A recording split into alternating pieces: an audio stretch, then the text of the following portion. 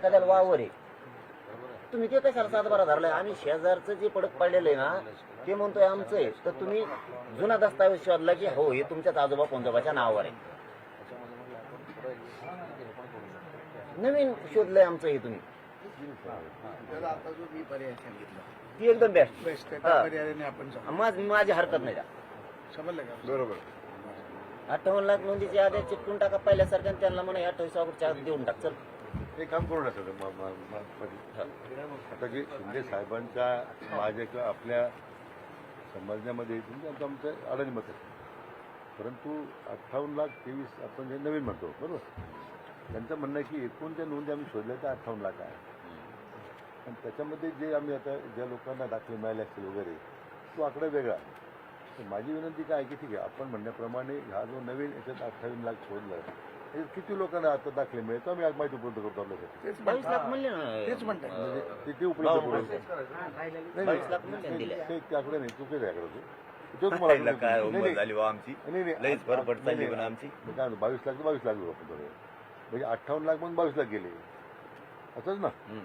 राहील आकडा तो त्याच्यातून अजून किती नवीन दिले आता ते आपण शोधू, राहिलेलं देऊन टाका. तेच म्हणतोय मग मी, पण हे नाही, हे मी मान्य नाही करत. हे 86, 1900 याचा त्याच्याशी काही संबंध नाही. मग त्याच्या जुन्या 2 कोटी वाटलेल्या असत्या. तो कागद मला द्या. नाही राहून द्या ना, आता मला माझ्याकडले फायदे होत आहे. एकदा 22,000 लिहून आणते, एकदा म्हणते 342 दिले हैदराबाद गॅजेट नुसार. सगळा गाठा ठुलाय तुमचा मराठ्या बरोबर खायला. आपण यांना आपलं वाचायला दिलं पाटलांना, आणि ही जी आकडेवारी समोर येईल ना, तर जर ती आकडेवारी मॅच झाली आपण जी काय त्यांच्या माध्यमातून त्यांना जेवण तर फाईन चांगलंच आहे. आणि तुम्ही आता जो पर्याय सांगितला विखे पाटील ना, साहेब, सोपा पर्याय आहे. विखे पाटील साहेब, विदर्भ, खानदेश, अर्धा कोकण पूर्वीच गेलेला आहे. पुरुष गेलेला 2 कोटी मराठी आहे पहिल्या आरक्षणात. तुम्ही ते धरता मग आमच्या ह्याच्यात. 2 कोटी नाही तुम्ही आम्हाला काय 58 लाखाचा राहिलो मी उदाहरण सांगलो. समजा तुम्ही आम्हाला काय केलंय, आम्ही आरक्षणाची लढाई सुरू केली की बाबा आमचे नोंदी आहेत शोधा, आम्ही नाही शोधित तुम्ही शोधा. तर एकदा म्हणजे उदाहरण म्हणून सांगतो मी, त्यातून तुम्हाला काय घेता येईल ते बघा. आम्ही म्हणलो तर आमजवळ आहे, तुम्ही म्हणले नाही. याला शंभूराजे साहेब आज साक्षीदार आहेत. आम्ही गॅजेट आणले आणि सरकारजवळ दिले, म्हणजे शंभूराजे साहेब. हा, शंभूराजे साहेबाचा 3 महिन्यांनी फोन पुन्हा माघारी आला आम्हाला.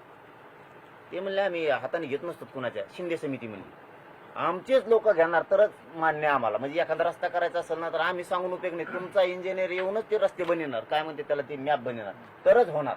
सरकार दरबार असेल.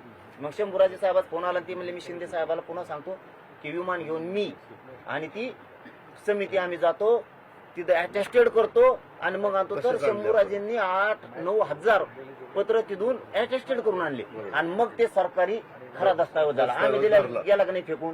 तसं नाही माझं म्हणणं पाटील काय आहे, तुमच्या मध्येशी मी 100% सहमत आहे. आता ज्या नोंदी आहेत त्यापैकी किती लोकांनी दाखले दिले म्हटले 22 लाख दिले, 22 लाख देऊ आपण थोड्या वेळ.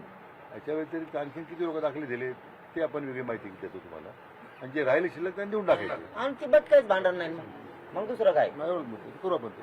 आणि काय आता आणखीन पारदर्शकच व्हा, म्हणजे 28 पर्यंत. मी सांगतोय तुमच्या हिताच सांगतोय, मी तुम्हाला भांडत नाही, बोलत नाही, काय पारदर्शक आम्ही कधी नाही. सांगतोय पुन्हा एकदा पारदर्शक म्हणजे कोणतं. आता ते म्हणते 22 लाख. कोण? बावनकुळे साहेब.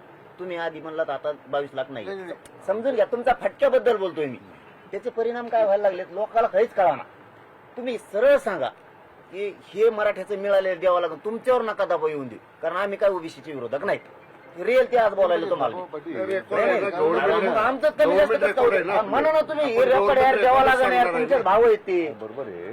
जे 58 लाखापैकी जी कार्यवाही झाली ती झाली, जी राहिली आम्ही लगेच करतो, ती जी असेल ती करून देऊन टाकू. ते प्रत्येक वेळेस कमी होतंय ना. नाही होत. याच्यामध्ये अजून एक आता सरकारनं खरा आकडा सांगितला होता सामंत सर, 382 प्रमाणपत्र आम्ही गॅजेटनुसार वाटले. आम्हाला ते थोडं पडलो. साहेब आले म्हणले 18,000 वाटले. दुसऱ्या वेळेस म्हणले माहिती हे आकडा चुकीचा दिला अधिकाऱ्यांनी. मग आता तुम्हाला अधिकारी फसवतेत का काय व्हायला लागलंय? त्यांनी कन्फ्युजन इतकं व्हायला लागलं तुमच्यात आणि आमच्यात इतका रोष वाढायला लागलाय.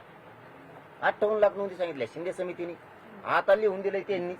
इथं ते बिचारे पहिल्यांदा खरं बोलले, नंतर माझाही दबाव येऊ शकतो त्यांच्यावर, तुमचाही येऊ शकतो. आमचा दबाव दादा शिंदे साहेबांचं दबाव सगळ्यांवर आहे. तरी मग फेसपाडीला तुम्ही सगळ्यांनी मिळून गेले आमचे प्रमाणपत्र रद्द तुम्ही. अजून एक आकडेवारी लक्षात घेण्यासारखी आहे. तुमच्या शिरसाट साहेबांनी बावनकुळे वाटोळ केलं आमचं. नाही, याच्यामध्ये बोलतो अजून आम्ही एक आकडेवारी तुमच्याशी महत्त्वाची आहे. तो की विषय. कोकण, पुणे, नाशिक, त्याच्यानंतर छत्रपती संभाजीनगर, अमरावती आणि नागपूर.